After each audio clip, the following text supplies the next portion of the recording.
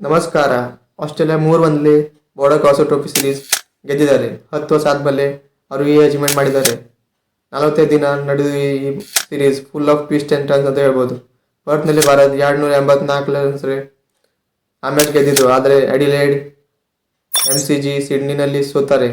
ಬ್ರಿಸ್ಬೇನ್ನಲ್ಲಿ ಇಂದ್ರ ಜ್ಯೋತಿ ಅವರು ಮರ್ಯಾದೆ ಉಳಿಸಿದ್ರು. ಇಲ್ಲಾಂದರೆ ಈ ಸೀರೀಸ್ 4-1 ಆಸ್ಟ್ರೇಲಿಯಾ ಗೆಲ್ತಿತ್ತು. ಟೀಮ್ ಇಂಡಿಯಾ ಈಗ ಟ್ರಾನ್ಸಿಷನಲ್ಲಿ ಇದ್ದಾರೆ. ವಿರಾಟ್ ಕೊಹ್ಲಿ 7 ಸ್ಟಂಪ್ಸ್ ಲೈನ್ಗೆ ಪ್ರೀತಿ ಮಾಡಿದ್ದಾರೆ. ಯಾಕಂದರೆ ಪದೇ ಅವರು ಅಲ್ಲಿ ಔಟ್ ಆಗುತ್ತಾರ. ಇದೇ ಸೀರೀಸಲ್ಲಿ ಅವರು ಎಂಡ್ಸಲ್ಲಿ ಔಟ್ ಆಗ್ಯಾರ. ಅವ್ರು ತಮ್ಮ ಪೊಸಿಷನ್ ಡೇಂಜರ್ನಲ್ಲಿ ಹಾಕೊಳಕತ್ತಾರ. ಇದು ಅವ್ರ ಲಾಸ್ಟ್ ಆಸ್ಟ್ರೇಲಿಯಾ ಟೂರ್ ಅಂತ ಕಾಣಕತ್ತೀವಿ. ರೋಹಿತ್ ಶರ್ಮಾ ಟೈಮ್ ಮುಗಿದಿದೆ. ಆದರೂ ಅವ್ರಿಗೆ ಏನಾದರೂ ತಿಳಿಯಬಲ್ದು. ಅವ್ರ ತಲೆಗೆ ಏನು ನಡುತ್ತೆ ಅವ್ರಿಗೆ ಗೊತ್ತು. ಬರೀ ಹಿಂಗೆ ಸೂಪರ್ ಸ್ಟಾರ್ಗೆ ಚಾನ್ಸ್ ಕೊಡಕತ್ರ ಯಂಗ್ಸ್ಟರ್ಸ್ ಯಾವ ಆಟ ಆಡ್ತಾರ. ಅವ್ರ ಟೈಮ್ ಮುಗಿದಿದೆ. ಅವರು ರೋಹಿತ್ ಶರ್ಮಾಗೆ ರಿಟೈರ್ಮೆಂಟ್ ತೊಗೊಲೇಬೇಕು, ವಿರಾಟ್ ಕೊಹ್ಲಿನೂ.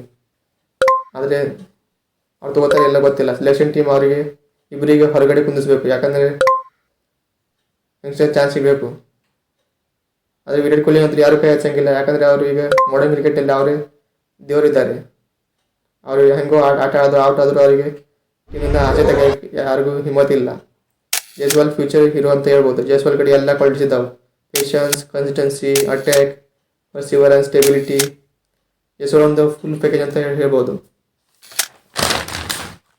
ಮಿಡಲ್ ಆರ್ಡರ್ನಲ್ಲಿ ಈಗ ಯಾರಾದರೂ ಬೇಕು. ಪೂಜಾರ ಅಥವಾ ರಾಣೆ ಅವರಿಬ್ಬರು ಟೆಸ್ಟ್ ಸ್ಪೆಷಲಿಸ್ಟ್ ಇದ್ದರು. ಹಿಂದೆ ಬಂದಾಗ ಬೋರ್ಡರ್ ಟ್ರೋಫಿ ಸೀರೀಸ್ 2021 ಅವರಿಬ್ಬರು ಇದ್ರು ಅಂತ ನೀವು ಗೆದ್ದಿದ್ರಿ. ಅವ್ರು ಬಿಟ್ಟರು ನೀವು ಆಸ್ಟ್ರೇಲಿಯಾಗೆ ಸೀರೀಸ್ ಗೆಲ್ತೀರ ಅಂತ ಸಾಧ್ಯನೇ ಇಲ್ಲ.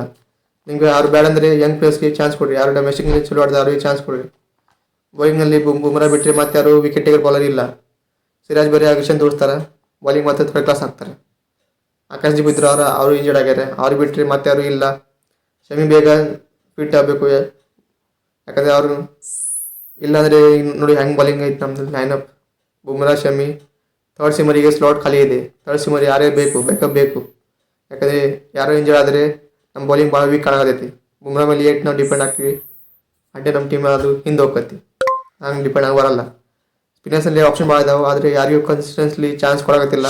ನಿರಂತರವಾಗಿ ಚಾನ್ಸ್ ಕೊಟ್ಟಿಲ್ಲ. ಫಸ್ಟ್ ಟೆಸ್ಟ್ನಲ್ಲಿ ವೈಷ್ಣವ್ ಸುಂದರ್ ಆಡ್ತಾರೆ. 2ನೇ ಟೆಸ್ಟ್ನಲ್ಲಿ ಅಶ್ವಿನ್ ಆಡ್ತಾರೆ. 3ನೇ ಟೆಸ್ಟ್ನಲ್ಲಿ ಮತ್ತೆ ಇವರು ಆಡ್ತಾರೆ. ರವೀಂದ್ರ ಜಡೇಜಾ ಆಡ್ತಾರೆ. ಮತ್ತು ಅಶ್ವಿನ್ ರಿಟೈರ್ಮೆಂಟ್ ತೊಗೋತಾರೆ. ಅವ್ರಿಗೆ ಯಾಕಂದ್ರೆ ಯಾರಿಗೂ ಗೊತ್ತಾಕತಿ ನಮ್ದು ಇಲ್ಲೇ ಮುಗೀತತ್ತು. 4ನೇ ಟೆಸ್ಟ್ನಲ್ಲಿ ವೈಷ್ಣವ್ ಸುಂದರ್ ಆಡ್ತಾರೆ ಮತ್ತು ಜಡೇಜಾ ಆಡ್ತಾರೆ. ಮತ್ತು 5ನೇ ಟೆಸ್ಟ್ನಲ್ಲಿ ಇಬ್ಬರು ಆಡ್ತಾರೆ. ಅದೇನೂ ಫರಕ್ ಬೀಳಿಲ್ಲ. ಸ್ಪಿನ್ನರ್ಸ್ನಲ್ಲಿ ಏನೂ ರೋಲ್ ಇದ್ದಿದ್ದಿಲ್ಲ ಈ ಸೀರೀಸ್ನಲ್ಲಿ. ಈಗ ಟೀಮ್ ಇಂಡಿಯಾಗೆ ಭಾಳ ಪ್ರಶ್ನೆ ಇದ್ದಾವೆ. ಈಗಂದ್ರೂ ಸೀರೀಸ್ ಹೋಗ್ತಾರ 10 ವರ್ಷ ಆದಮೇಲೆ 3-1. ಆದರೆ ಈಗ ಅವರು ಉತ್ತರ ಹುಡುಕ್ಲೇಬೇಕು. ಯಾಕಂದರೆ ಈಗ 4-5 ತಿಂಗಳಂತೂ ಏನೀಗೇನು ಮತ್ತೆ ಔಟ್ ಸೀರೀಸ್ ಇಲ್ಲ. ಒಮ್ಮೆ ಜೂನ್ದಾಗ ಆಡ್ತಾರೆ ಇಂಗ್ಲೆಂಡ್ ಕೂಡ. ಅದು ಇಂಗ್ಲೆಂಡ್ನಾಗೆ 5 ಮ್ಯಾಚ್ ಟೆಸ್ಟ್ ಸೀರೀಸ್ ಇದೆ. ನಿಮಗೆ ಬಾಕ್ಸಿಂಗ್ ಡೇ ಟೆಸ್ಟ್ ಬಗ್ಗೆ ಏನು ಮಾಹಿತಿ ಇಲ್ಲ ಅಂದರೆ ಐ ಬಟನ್ ಮೇಲೆ ಕ್ಲಿಕ್ ಮಾಡಿ. ವಿಡಿಯೋ ಇಷ್ಟ ಲೈಕ್ ಮಾಡಿ, ಶೇರ್ ಮಾಡಿ, ಸಬ್ಸ್ಕ್ರೈಬ್ ಮಾಡಿ. ಧನ್ಯವಾದ.